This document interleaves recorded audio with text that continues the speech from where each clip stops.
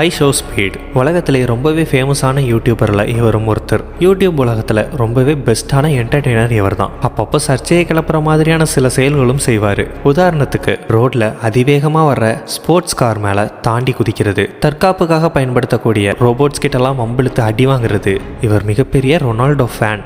அதனால் Messi fans எல்லாம் கடுமையான வார்த்தைகளை சொல்லி வம்பிழுக்கிறது, அப்படி இப்படின்னு ஏகப்பட்ட கிறுக்குத்தனங்களை பண்ணுவார். இவருடைய கிறுக்குத்தனத்தெல்லாம் பார்த்துட்டு ஒரு சில வாரங்கள் நீங்கள் யூடியூப்பில் வீடியோவே பண்ணக்கூடாது அப்படின்னு சொல்லிட்டு யூடியூபே இவர் பேன்லாம் பண்ணியிருக்கு. இவர் ரீசெண்டாக ஒரு ஈவெண்ட்டில் ஒரு சாப்பிடக்கூடிய உணவுப் பொருளை தன்னை பார்க்க வந்த ரசிகர்கள் எல்லாத்துக்குமே தூக்கி போடுவார். இதுதான் இன்னைக்கு உலகத்திலேயே ரொம்ப பெரிய கான்ட்ரவர்சியாக இப்போ பேசப்பட்டுட்டு வருது.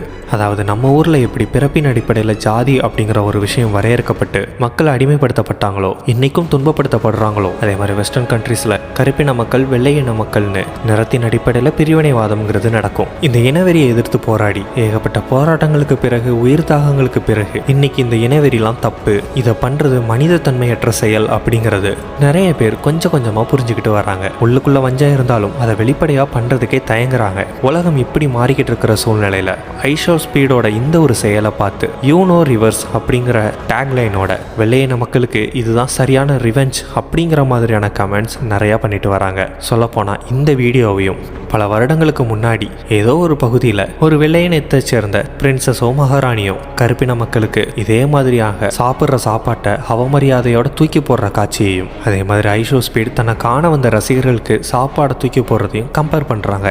ஏன்னா அங்கே நின்ன மெஜாரிட்டி பீப்புள் வெள்ளையின மக்கள். தப்பு யார் பண்ணாலும் தப்பு தான். ஒயிட் பீப்புள் பிளாக் பீப்புளுக்கு பண்ண அநியாயம்லாம் வாயில் சொல்ல முடியாத அளவுக்கு கொடூரத்தின் உச்சம்தான். ஆனால் பல கட்ட போராட்டங்களுக்கு பிறகு கொஞ்சம் கொஞ்சமாக அந்த நிலைமைங்கிறத மாற்றிக்கிட்டே வந்திருக்கிறோம். இப்போ ஐஷோஸ்பீட் பண்ண இந்த ஒரு விஷயத்தை பெஸ்ட் ரிவெஞ்ச் அப்படின்னு நிறைய பேர் அதை என்கரேஜ் பண்ணுறாங்க.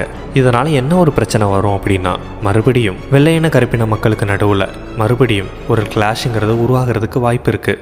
ஐஷோஸ்பீட் கிட்ட நிறைய காசு இருக்குது. இந்த உலகத்திலேயே ரொம்ப ஃபேமஸான யூடியூபர்ஸில் அவரும் ஒருத்தர். அவர் பண்ணுற இந்த ஒரு செயலுக்கு நிறைய பேர் என்கரேஜ் பண்ணி வெள்ளையின மக்களை ட்ரிகர் பண்ணிக்கிட்டு இருக்கிறோம். இதோட விளைவு எங்கே வந்து நிற்கும்னா, இதனால் பாதிக்கப்பட போகிறது ஐஷோஸ்பீட் கிடையாது. ஆனால் இதனால் ட்ரிகர் ஆகி எங்கோ ஒரு மூலையில் ஏதோ ஒரு கருப்பின சாமானிய மக்களுக்கு இதனால் பிரச்சனைங்கிறது ஏற்படலாம். சரி, இது ஐஷோஸ்பீட் தெரியாமல் பண்ணின ஒரு தப்பாகவே கன்சிடர் பண்ணலாம். ஆனால் இப்படி ஒரு சர்ச்சையான ஒரு விஷயம் இன்டர்நெட்டில் போய்கிட்டு இருக்குதுங்கிறது அவரோட கவனத்துக்கு போயிருக்கும். தன்னோட சோஷியல் மீடியா ஹேண்டில்ஸில் இதுக்கு வருத்தம் தெரிவிக்கிற மாதிரியோ, இல்லை யாரும் இப்படி மிஸ்லீட் பண்ணாதீங்க அப்படின்ற மாதிரியோ எந்த விதமான பதிவும் அவர் போடலை. இந்த வீடியோ மேக் பண்ணதுக்கான முக்கியமான ரீசன் என்னன்னா, அவரை என்கரேஜ் பண்ண பீப்புள்ஸில் நிறைய பேரில் நம்ம ஆட்களும் இருக்கிறாங்க. ஸோ பொதுவாக சொல்ல வேண்டிய ஒரு விஷயம் என்னன்னா, ஸ்டார்டிங்லேயே சொல்லியிருப்பேன், தீண்டாமை மாதிரியான பெருங்குற்றத்துக்கு வன்முறையோ பதிலுக்கு ரிவெஞ்ச் எடுக்கிறதோ மட்டும் தீர்வாகிடாது.